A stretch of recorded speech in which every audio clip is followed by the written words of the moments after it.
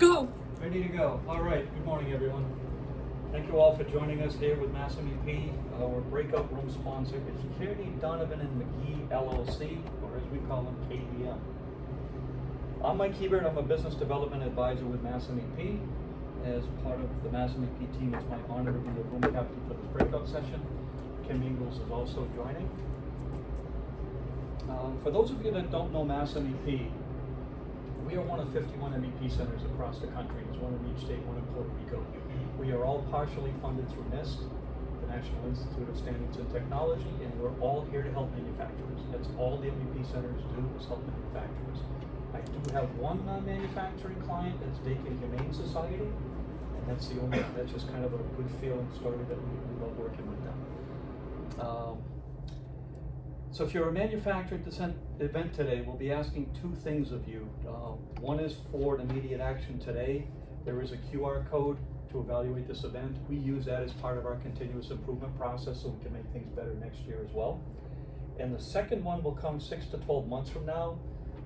Being an MEP center, there is an independent third-party survey that goes to NIST to evaluate how well we do things, including these events.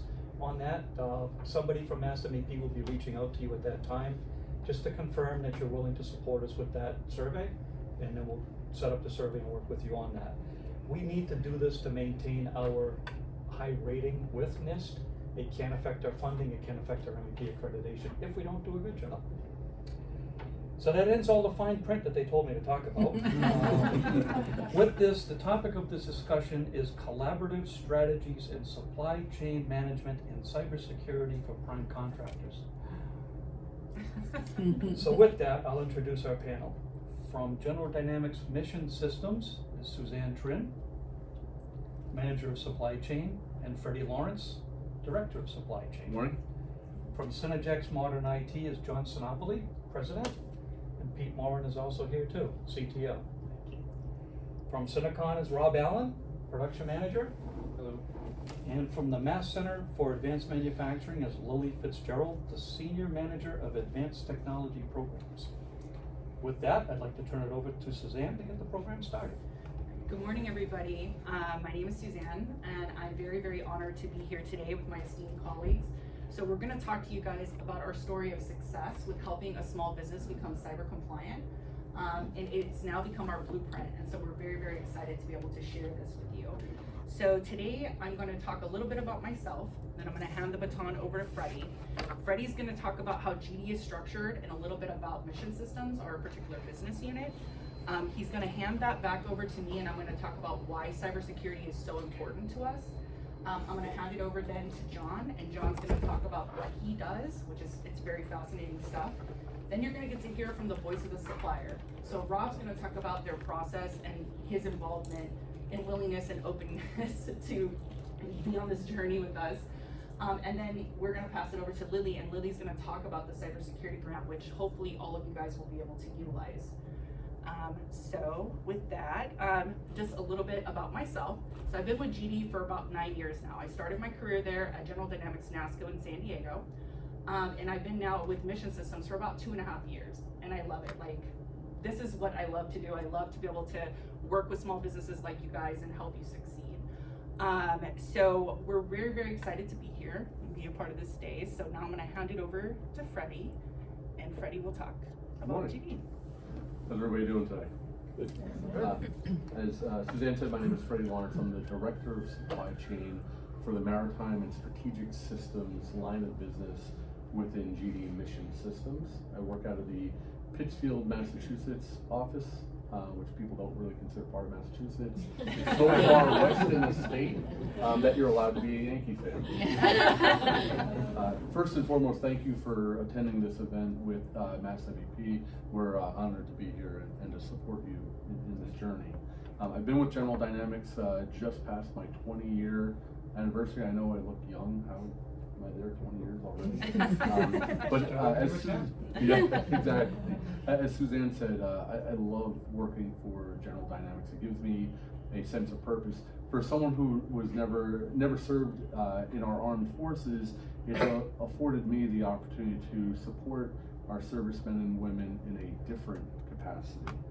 I've been in supply chain my entire career, even before I was in General Dynamics. So I was a subcontractor to a prime. So I understand the struggles, I understand what it takes to support a big prime, I understand how scary that could be. And so I'm here to help you through your journey if that's where you're trying to go.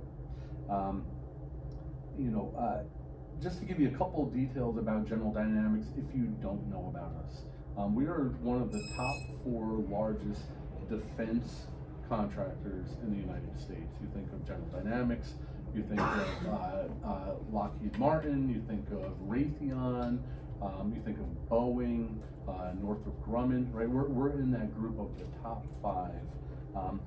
GD is a $55 billion organization as a corporation. We're one of 10 business units, Mission Systems.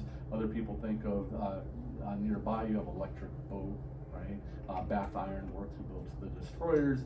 Gulfstream, if you're in the market for a private jet, I can hook you up. A little bit of a discount on them. You may or may not know that we have several campuses here in the state of Massachusetts, right? We're in Pittsfield, we're in Taunton, we're in Dedham, we're in Quincy. Gulfstream has an office here. GDIT has an office here. So we really are heavily invested in the state of Massachusetts, and particularly in our small businesses, as Suzanne will share with you. General Dynamics Mission Systems, just a couple of numbers. I'm a numbers guy. We have 12,000 employees just in Mission Systems, spread out throughout the United States and outside of the U.S. We have 8,000 suppliers. We build a lot of really cool, sexy stuff ourselves, but we heavily rely on our supplier partners who really do a lot of that work and have the super smart people that are able to do that. Out of that, just here in the state of Massachusetts, we have about 400 or 500 suppliers. 66% of those partners are small businesses, such as some of the companies that are represented in this room. Think about that, 2/3 of our supplier partners are small businesses. So we are heavily invested in our small businesses. That's not just lip service, we actually do that, right? We have over 3,000 programs that we support for our government customers. 3,000 contracts active right now. I can attest to that.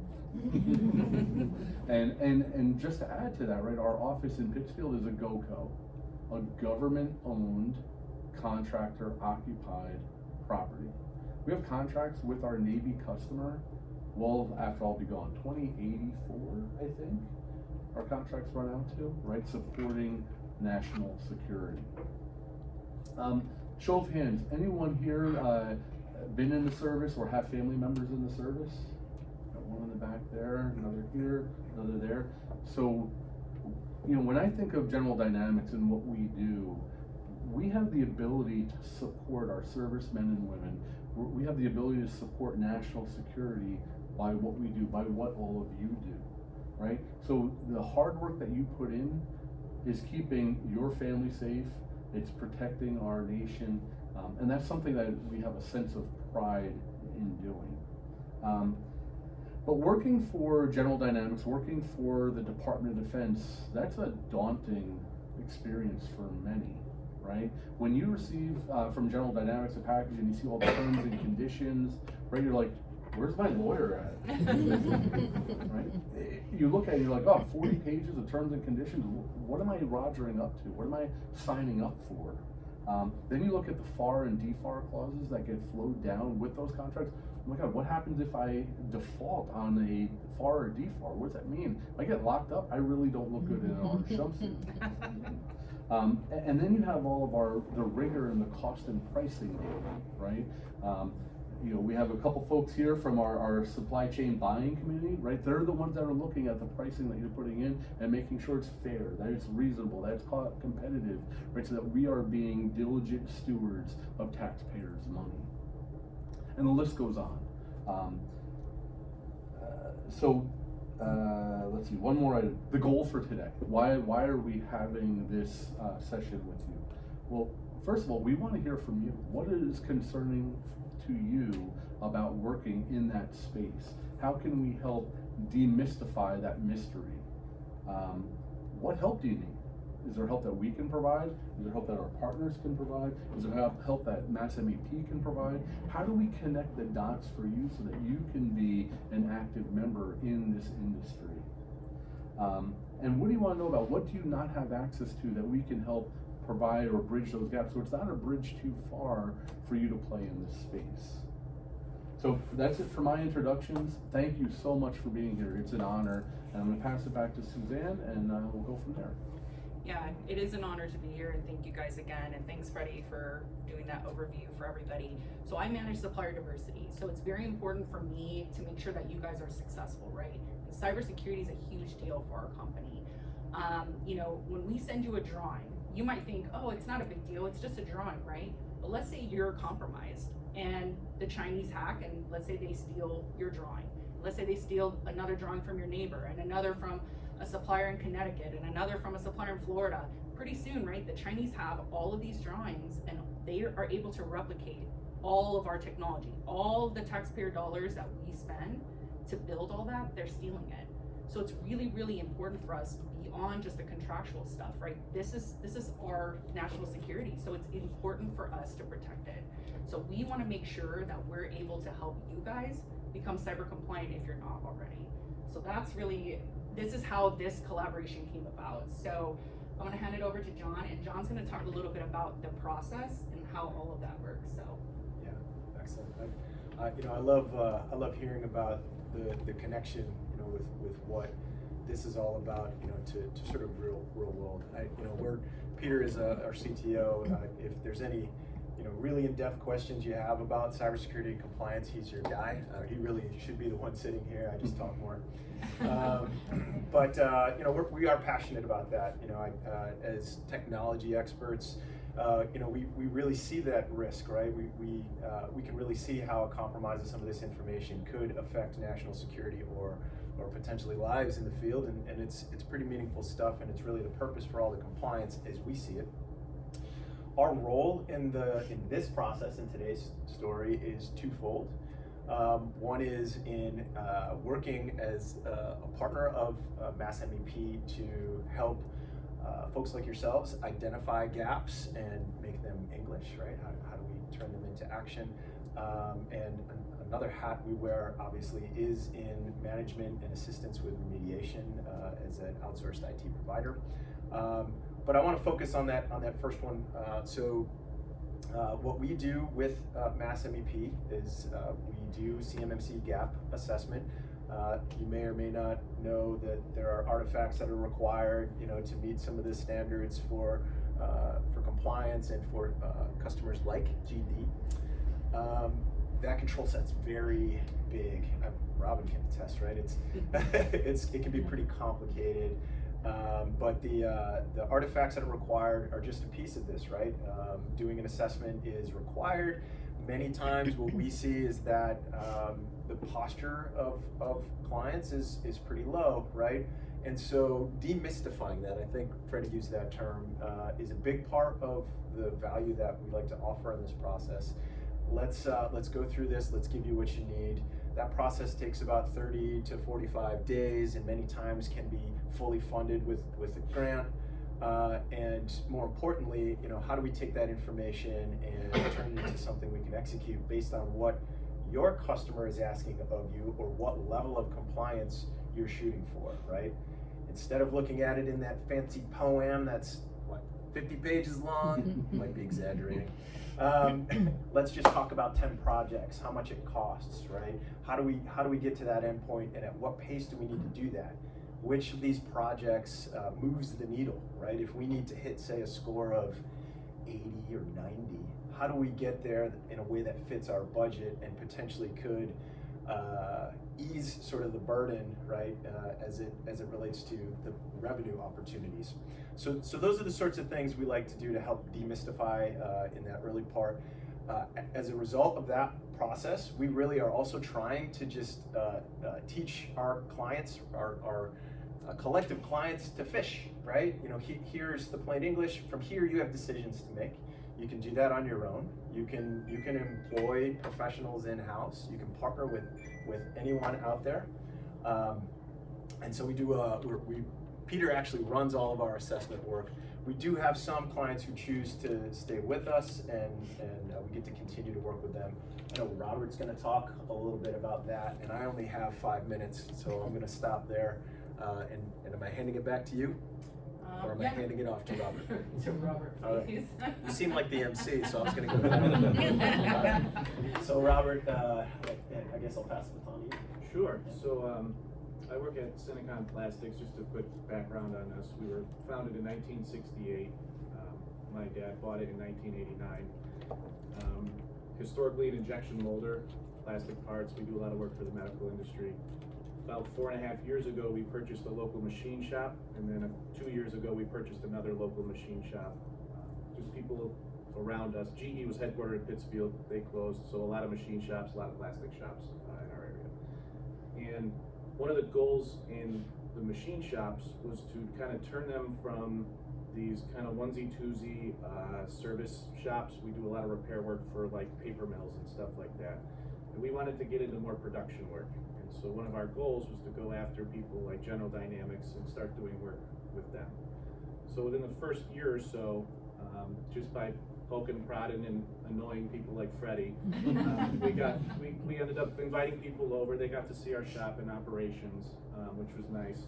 And we started to get some purchase orders, and they were kind of warning us though, hey, just so you know, there's this thing, CMMC, it's coming. Pretty soon the federal government's going to require it, but General Dynamics did what I think is the wise decision of making it a requirement before the government. So they're not going to kind of get caught as a surprise. Their suppliers aren't going to be surprised. They're ahead of the game. So we said, okay, and I had never heard of CMMC, I had never heard of NIST. And I remember opening up NIST and kind of looking at it, and I was like, okay, this is kind of Greek to me. And as I'm going through, if you open the PDF online, there's all these little links to all these other different standards, like do this according to this, do this according to this. And in less than 10 minutes, I kid you not, I had 1,000 pages open. Over 1,000 pages in PDF files open. And I was like, what did you just sign me up for, Dad? I don't know what we're gonna do. But the whole idea of demystifying, right? So we go back to GD and they say, hey, you know, we're kind of working with Synagex. Synagex, they're working with MEP and other, you know, state providers. So we said, you know what, let's just do it. And the hardest part was just getting started, committing, saying we're gonna do it because it's gonna have to be done. And so they came in, they did an assessment. Our score, -60. Right? And that could be scary too. Someone's coming in and they're assessing your cybersecurity potential, but we had never had to do it, so we didn't really have cybersecurity stuff. That's not the lowest score, you can go lower. So, and we knew that going in, and they even kind of told us, they said, hey, don't worry, you might get a negative score here, but you guys aren't doing the stuff yet, so we're just creating a baseline. And then you kind of start to cherry pick the easier things you can do, right? So lock your computer screens, right? You just go properties, lock screen after 5 minutes. Check, you know, there's 5 points. Change your passwords. You get to decide the parameter. You know, some people think, oh, we have to change our passwords every 30 days and they have to be 1,700 characters. You kind of get to decide those parameters and look at the types of CUI you're going to be handling and make it appropriate for that. So if you're not, you know, we don't have the assembly drawing for a nuclear warhead, so we're not going to make our people have 25 character long passwords that change every week. So make it appropriate to yourself, and that makes it a little less scary. Then there's the policy writing you go through and everything, but we were pretty surprised at how quickly the score started ticking up, and we got to a 90 in about 3 or 4 months after staring at NIST for a year and just going, oh my God, I don't know if we could do that. So. And I kind of like to compare it to ISO. I'm sure in the manufacturing world, a lot of people here, you're ISO certified. And people go into companies that are already ISO certified. You don't even think about it. It's just a thing that you are, and if you're in the manufacturing world, it's almost like take it for granted. So I think CMMC, at least for us, could be the next ISO. And when we got ISO certified, it was in the early to mid 90s, and we didn't know where it was going to take us. A company called Dave Barry came knocking on our door and said, hey, we want you to make some parts for us, but you got to be ISO certified. We said, don't worry, we already are. So they got bought by Siemens. Now we're one of 20 strategic suppliers to Siemens Healthcare out of 3,000 suppliers, right? So it took 15, 20 years for that to happen through the ISO chain, but I think CMMC is going to be the same idea, whereas if you do it now, 10, 15, 20 years from now, maybe we'll be a strategic supplier to General Dynamics, I don't know. And also one thing I noticed about CMMC, I have not seen language that restricts it to the defense industry, right? Soon you may be seeing other industries like the medical industry or any other industries you work for, they may say, we don't want our intellectual property taken, so now you're gonna have to do it for us too. That may not happen for a while, but you never know. It doesn't have to be for the defense industry, I don't think. So it's kind of an opportunity for us, and we're still growing. We're getting more and more purchase orders from General Dynamics. Another customer of ours is L3 Harris, and we do a lot of work for their aerospace and their vision systems. They have not required it yet, like General Dynamics, but come, Q1 of 25, all of a sudden they're going to send out something to their suppliers that says, hey, the government's making this a requirement. And I think we're going to, all of a sudden overnight, become a bigger fish in a smaller pond because we're going to already have it done. So that's kind of the thought process behind us. And if you partner with people like, MEP or General Dynamics, Synagex, they're going to make this easier, and you're going to understand the language, and it wasn't as hard as I thought it was going to be, to be honest, because of all the help we got. So that's kind of our little journey in a nutshell. If you have any questions, I'll be more than happy to answer them. Thank you. And then one of the cool things with this collaboration is we're hearing from suppliers that we really need some grant money. Like we can't borrow any more money, we don't want to wait for tax incentives, we really need some grant money. So through our partnerships, we started talking about that. Is there money in the state of Massachusetts to help small businesses with cyber? And then a grant was created. So Lily is going to talk about that. We're super excited for this. So Awesome. Yeah. So I'm from the MassTech Collaborative, which is a state economic development agency for Massachusetts. You heard from our director of Center for Advanced Manufacturing, Christine, this morning. So we exist to take state taxpayer dollars that were awarded from the legislature and distribute them to invest in the innovation economy of Massachusetts through a really big variety of grants and other support programs. We have had 2 capital grant programs out of CAM, the Center for Advanced Manufacturing, for a while that are aimed at helping manufacturers in the state. One is called MMAP, you heard Kristen talk about. It's $200K for SMEs to get your first robotic piece of equipment or incorporate additive machining into your systems, and generally just like scale up, level up what you're doing on your floor. We also have M2I2, which is a grant program that I manage that's aimed at helping more startups that are starting their manufacturing process for a novel technology. Both of those capital grant programs, you can include capital equipment for cybersecurity in that. But what we're hearing is like there's this huge wave of demand for suppliers needing CMMC, also from other industries, folks who are trying to achieve other cybersecurity standards, 27001 or SOC 2. And we wanted to help meet that need and make it as easy as possible. And I like to emphasize that again. We tried to make this as easy as possible as a state program. So this is $30,000. It's not a huge amount, but we know that it can help offset some of the really significant capital investments that come along with achieving these standards. These aren't capital dollars. They're awarded that way from the legislature. So unfortunately, we can't help you buy the new software or kind of hire an IT staff member. But if you need to buy servers or door images or cameras or wiring, all of that is very likely to be capital on your books, and therefore you can ask the state to pay for that. It's a really, really, really short application. You have to do a cybersecurity assessment from a third-party provider within the last year, or kind of a refresh of an older one, and you have to work with a nonprofit partner from the state to kind of help you navigate that. MassMEP is a great example of this. They work with us in a bunch of different ways, but they are, I think I can say confidently, they're ready to serve as the partner for SMEs who are interested in this grant. And we're really actively trying to push these dollars out to kind of meet this need as soon as possible. And it closes at the end of our fiscal year, June 28th. We might be able to open a new one in the next year, but I would definitely love to see applications from as many of you as possible. And happy to answer any questions on that.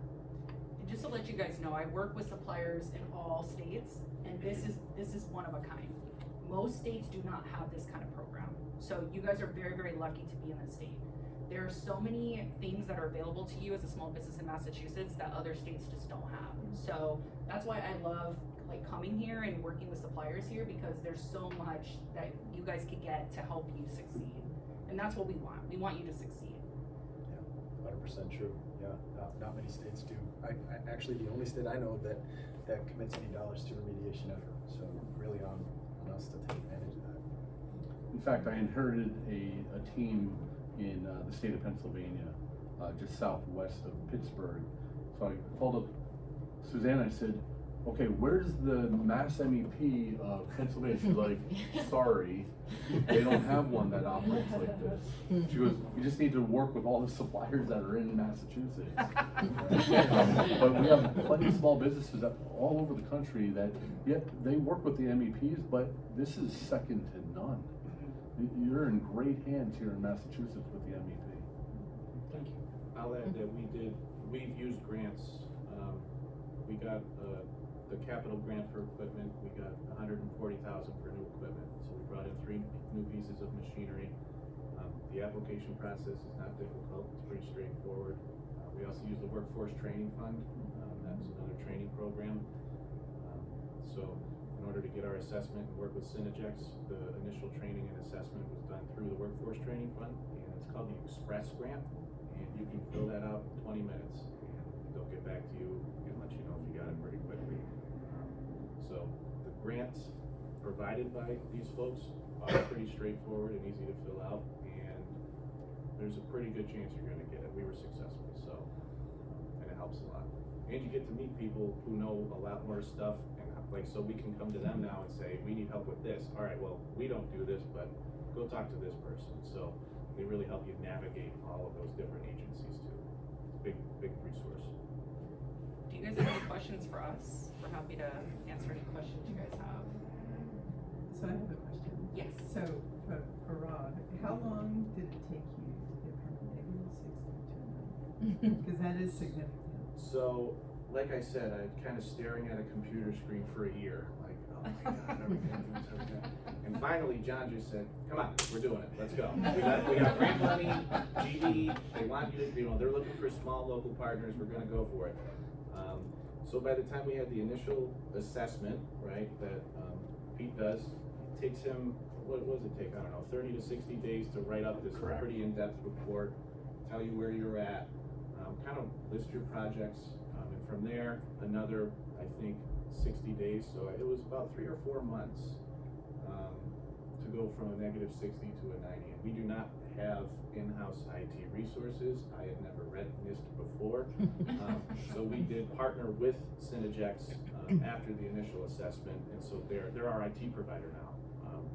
So a little bit of a special situation there where we hired them on and we got to, help them and they got to help us, but it was about a 4-month process overall. They had templates for all the policies, so I wrote the cyber policy book we have using the templates provided and putting in our own language, and there's decisions you do have to make on your own.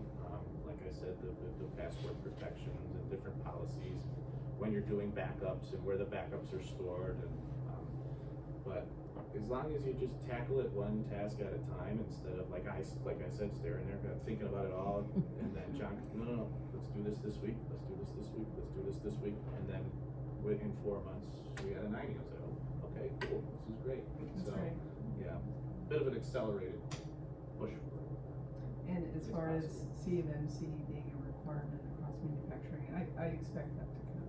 Yeah. So like, for example, I work now in software, and software as a service, we have to be SOC compliant.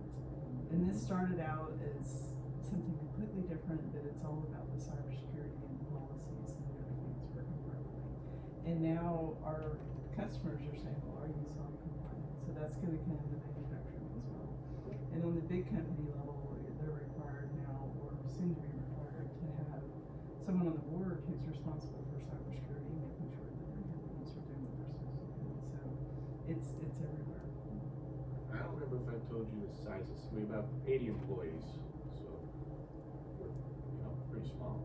I think you're not a medium-sized business in the plastics world until you have 750 employees. Got quite a ways to go for that. So you partnered with John. Correct. So John is now your IT provider. Correct. And General Dynamics, how did that play into the whole thing? Are there partners with John as well? Yes. We're the guinea pig, kind of. Yeah. So, you know, we knew that they had a product and service offering that would benefit the offerings that we provide to the government. Okay. Then we said, you're not cyber compliant, so we can't send you any CUI, right? Confidential, unclassified information. And so we wanted to help them through the journey because, as Suzanne pointed out, right, we partner with small businesses, right? We don't look at them as just a transactional supplier. And so if we're gonna behave as a partner, we're gonna help them through that journey, right? So connecting them with the MEP and other agencies, getting them access to that grant money, bringing them to meetings where we've had state officials present, where they are able to tell their story, allowed us to continue with them on that journey. So you have the benefit of all of the parties here through the journey. So we're not giving you part of the journey, we're giving you access to the entire journey. So like when a small business comes to me, right, and they say, look, we want to be cyber compliant, we need some help. So what I do is I do a personal introduction to John and to the MEP Center. And I say, and I put it on the supplier, it's up to you. I'm not gonna tell you you have to, but you know, I wanna make this introduction because we believe in what they're doing, and you can get this cybersecurity assessment. If you get that grant, it's paid for. So you know, you're getting reimbursed for it. So then it goes from there. So let's say you decide you do wanna move forward. So then Pete and John, they come, they do the assessment, and then you get to make the decision on how you wanna proceed forward from there. So, but for us, it's all about relationships, right? So we're gonna make the introduction, but it's totally up to you, however you choose to do it. We just know at the end of the day, we really want you to be cyber compliant, and so we're willing to help you get there. There are multiple paths, you know, that you can take, right? This is just an example of one that we felt worked. The motivation for Robert to get up to speed that fast, you know, that was free. But that's not the same journey for everybody, right? It may be that you want to take a year to get there, and you know you have a different set of pressures. It's really just about finding the right opportunities and partners that matches what you need. This is just a good example of one that we felt worked pretty well, and we know in working with a lot of companies that's a common question. Is like, okay, I understand this piece, but what do I do for this? What do I do for that? And so we thought that this story was sort of compelling because you have a little bit of everything there and a success story. So John, how long does it take for a typical company to become compliant, starting with the same status as yours? He was motivated, but others may not be. Or Yeah, it depends on organizational challenge. how responsive you are to. No, it depends, right? And Peter, you know, he does these all the time. Maybe you know you can give a sense for. And that I wanted to call out how unique with Sinicon and Robert, they put someone with Rob in place that he had the drive to move forward toward compliance. You have to do that in your organization pretty much first. Have someone that's responsible for that. Lots of organizations want to put that in the lap of their IT, either provider or internal IT. It has to be driven by someone that's going to see it through the entire organization, not just from an IT perspective, even though it is very cyber security and IT heavy. So like Robert saying that he drove the policy writing. Policy is a huge part of this. He took all that template policy we provided and stayed focused on that to build that out. So that helps. We're often seeing anywhere from a 12 to 24 month period of motivated people, companies to meet that goal. I can give you guys another example too. So, and Art can attest to this one. So we make, out of many different programs that we have, we do unmanned underwater vehicles. And so there's a part on the front of the UUV that has to be thermoformed. So thermoformed machine plastics, it's not something that's super common. So we had a supplier that was doing it for us, and then the supplier said, you know what, I don't want to be in this space anymore, it's too cumbersome. And then they were basically told us to go kick rocks. And so like, but we can't deliver to the customer if we don't have this piece, you know, on the front of the UUV. So we embarked on a journey, right, working with our partners. We identified 5 suppliers that could do this work, I believe all in Massachusetts. 3 were not cyber compliant. So we worked and helped them become cyber compliant, and then we issued a PO for it. And it wasn't very expensive, but it's a critical part. I mean, I don't know if you want to elaborate on that, but I mean, it was a success story for us, but it's working with our partners, right, to be able to get this company and have them be successful and help us so we can then deliver to the customer. It was a company that we wound up choosing. They weren't cyber compliant. We helped them with getting tooling, and now they're our main source for that particular pattern. And they're in Western Massachusetts, I believe. No, No? Burlington. Oh, okay. It's a fuzzy line. Okay. Somewhere in Massachusetts, all right.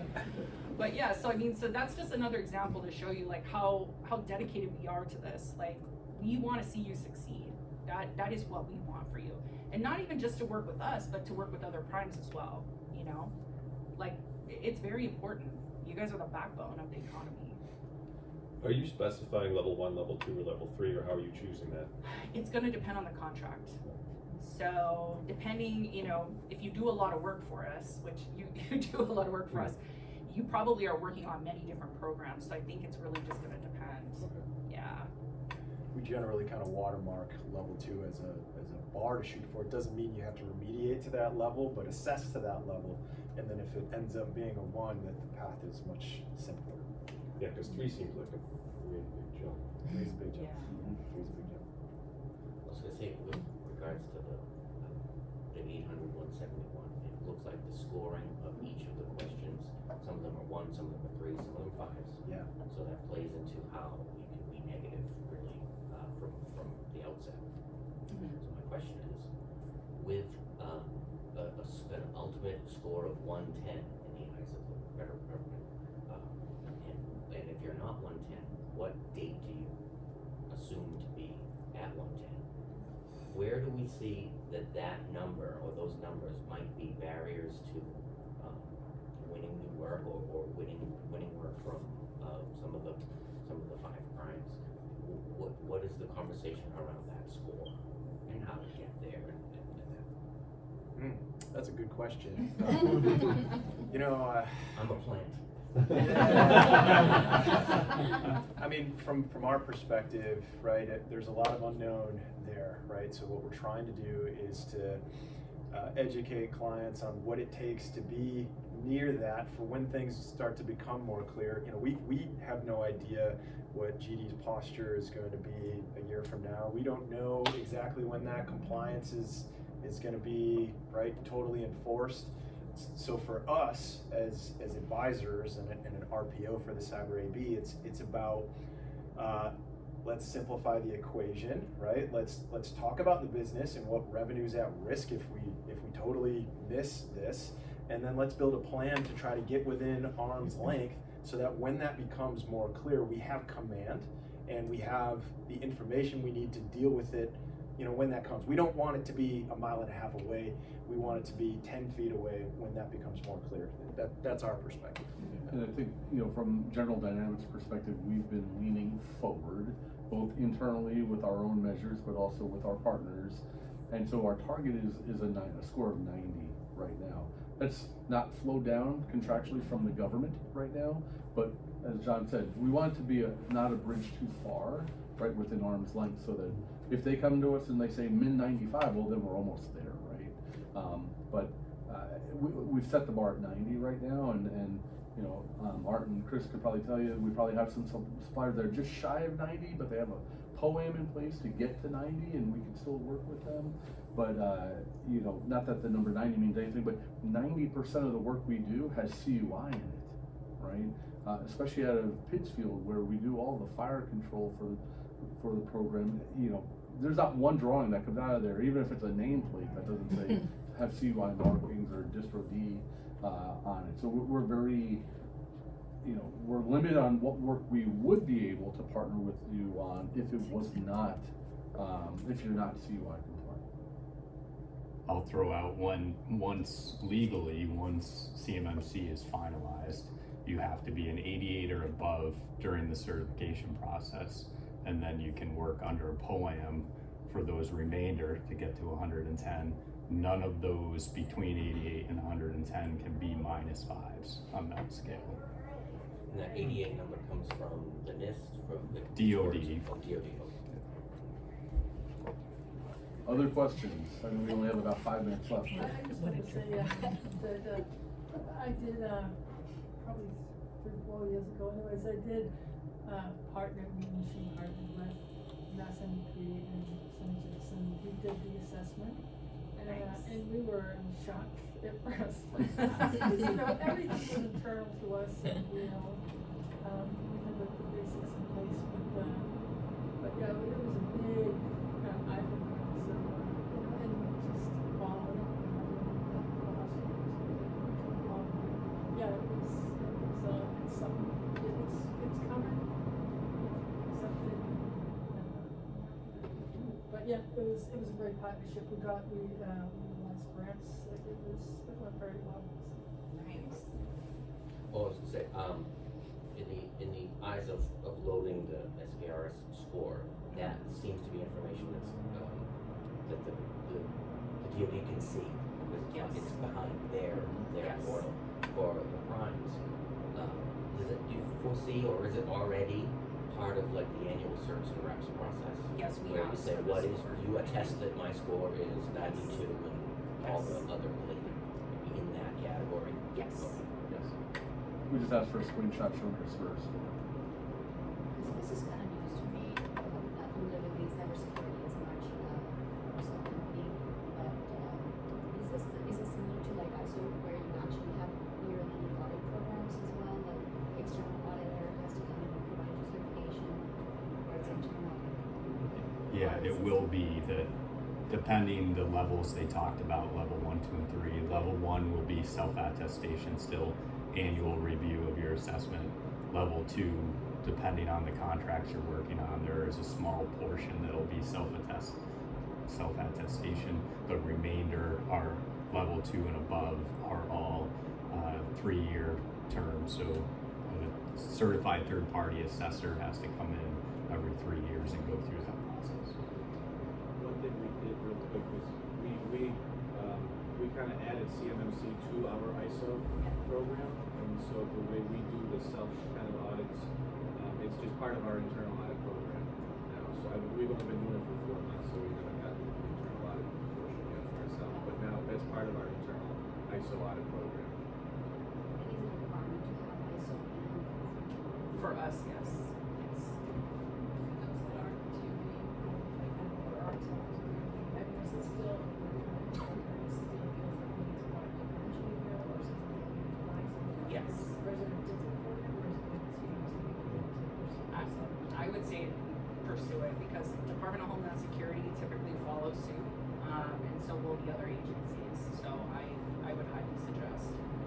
In Massachusetts, like in the SMEs that we work with, there are SMEs who are going with other standards, like European clients, we have newer clients at ISO 27001, for instance, than CMMC. But in general, like I think that there's huge momentum. It's like the state's very interested in seeing folks improve their cybersecurity anyway. In our case, the grants are you just have to pursue A standards to like get to something great. Are you going to continue to try and upgrade your store from the 90 to the 110? Oh yeah. Have you got a possible timeline that you think you'll be able to complete that? We just got through the first sprint, right? Yes. And I think that's what it was, but. We're giving them a break. I call them on Monday. So we got through the first sprint, and I'm kind of not sure if that next 10 points or 20 points is more behind the scenes stuff, really. So the next, when I get out of here, the next CMMC project now is going for a grant for Lilly to get some of the hardware now, and that's gonna, I'm pretty sure, Pete, correct me if I'm wrong, but some of just, updated servers and switches and stuff. Again, some of this is still kind of Greek to me. I'm not an IT tech guy. they have a list of hardware that we need to get in order to get us to that 110. Hopefully Lily's gonna help us do that, so that's kind of the next phase. Actually, so I guess you said it's done in June, so I got till Yeah, June. we're Not like we're very likely to have the next one, but Yeah. we'd love for y'all to apply this fiscal year. Well, thank you guys so much. It's actually the end of the session. I'm happy to give you guys my card. If you have any other questions, please feel free to follow up with us. But thank you for your time today. We really appreciate it. Thank you. And same here, if anybody has any questions on any of the grants, the Workforce Training Fund grant, the Cybersecurity Equipment Grant, the MLAP, the M2I2, reach out to me. I'll leave some cards and just grab a card and reach out and I can help you out with that.